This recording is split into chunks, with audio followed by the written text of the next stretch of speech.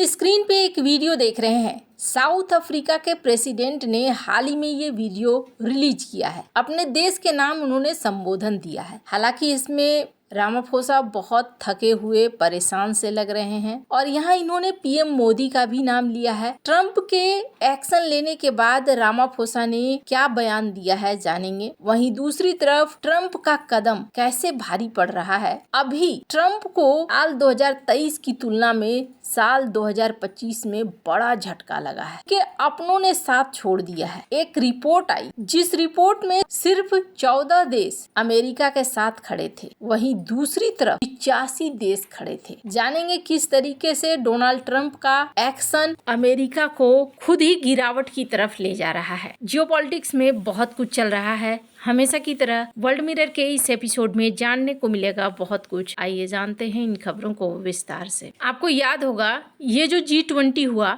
इस G20 में अंतिम में हथौड़ा पीट कर दूसरे को पास करना था। मतलब अध्यक्षता अगले साल की किसी और को देना था और इसमें अगले नंबर पर कौन थे? अमेरिका के राष्ट्रपति डोनाल्ड ट्रंप। डोनाल्ड ट्रंप को इस मीटिंग में होना चाहिए था, लेकिन डोनाल्ड ट्रंप पहले ही बायकॉट कर चुके थे। बायकॉट करने के बाद डोनाल्ड ट्रंप ने कथित तौर पर अपने प्रतिनिधि को भेजा था, लेकिन रामाफोसा का कहना है कि उनका प्रतिनिधि इस मीटिंग में नहीं आया था, इसलिए उन्होंने ये हथौड़ा पीट कर वहीं रख दिया और ये संकेत दे दिया कि ठीक है भाई, अगले साल का जो आयोजन होगा वो अमेरिका करेगा। हालांकि रामाफोसा बाद में इस बात को कहते हैं कि नहीं, हम लोग गए थे और हम लोगों ने दूतावास में ये प्रक्रिया संपन्न करी थी। आपका प्रतिनिधि समिट के अंदर नहीं आया था और दूसरे कई लेवल पर भले बातचीत हुई थी। तो यहाँ पर ये घटना हुई पर डोनाल्ड ट्रंप हुए नाराज और डोनाल्ड ट्रंप ने एक ट्वीट ठोक दिया। इस ट्वीट में इन्होंने कह दिया कि साल 2026 का जो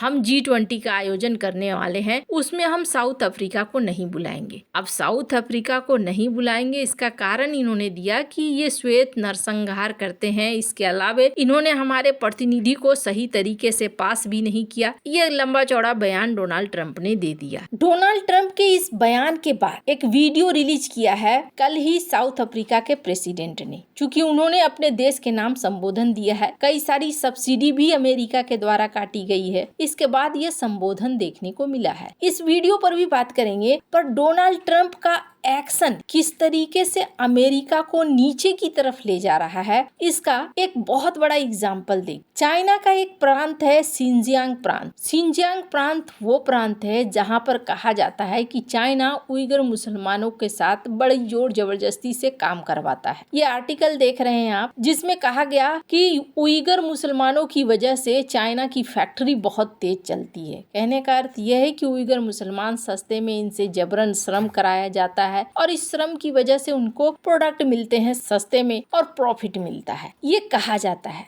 अब इस चीज को अमेरिका हमेशा से भुनाता रहा है। अमेरिका ने कई बार प्रस्ताव लाया, बिल लाया, जॉइंट स्टेटमेंट लाया, कई देश उसमें साइन करते थे। हाँ भाई, चाइना को ऐसा नहीं करना चाहिए, ऐसा करके चाइना गलत करता है। साल 2023 में भी इसी तरीके का एक जॉइंट स्टेटमेंट लाया गया था जिसमें सारे देश शामिल हुए थे। कितने कितने देश शामिल हुए थे? तो अगर साल 2023 की बात करें तो अमेरिका की तरफ से 51 देश, जिसमें G7 के सारे देश थे, यूरोपीय यूनियन था, ये सारे देशों ने सपोर्ट किया था। 51 देशों ने चाइना को कहा था कि सिंजियांग पर मानव अधिकार का पालन करो। वहीं चाइना ने भी एक प्रस्ताव लाया था। उस समय चाइना को 72 देशों ने कहा था नहीं, चाइना ठीक कर रहा है, चाइना ऐसा कुछ भी गलत नहीं कर रहा है, ये जो सिंजियांग का नैरेटिव है ये गलत। अब अभी आया 2025 का समय, ये था असली परीक्षा। अब आप जरा देखिए, यहाँ एक जॉइंट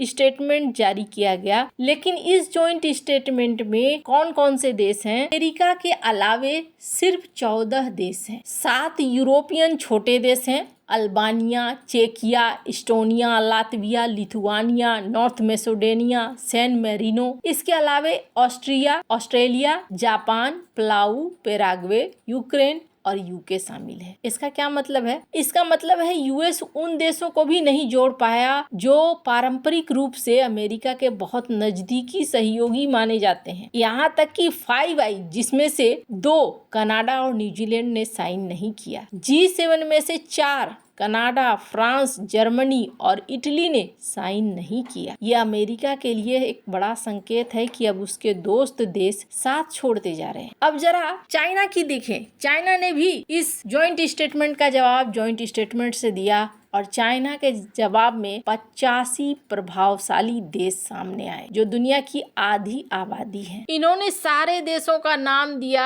एक लाइन से। स्क्रीन पर आप देख सकते जॉइंट स्टेटमेंट को। सबसे कमाल की बात है इसमें बहुत सारे मुस्लिम देश हैं। इजिप्ट है, ईरान है, फिलिस्तीन है, सूडान है, तजिकिस्तान है, उज्बेकिस्तान है और बहुत सारे देश, म्यांमार, नेपाल, मोजाम्बिक, मोरक्को, ये 72 देश हैं। आप जरा सोचिए, इस साल अमेरिका के पास 14 से 15 देश का समर्थन आया और चाइना के पास 72 देशों का समर्थन आया। ये क्या संकेत है? 51 से आप 14-15 पे आ गए। इसका मतलब है आपका साथ छोड़ रहे हैं आपके ही दोस्त देश। अब साउथ अफ्रीका के साथ इन्होंने जो किया है, इसके बाद इनके राष्ट्रपति का एक वीडियो संदेश आया है। स्क्रीन पर इस वीडियो संदेश को सुनिए। He repeated untrue statements about genocide against Afrikaners and the confiscation of land from white people in our country. We must make it clear that South Africa is one of the founding members of the G20, and South Africa is therefore a member of the G20 in its own name and right. We will continue to participate as a full, active and constructive member of the G20.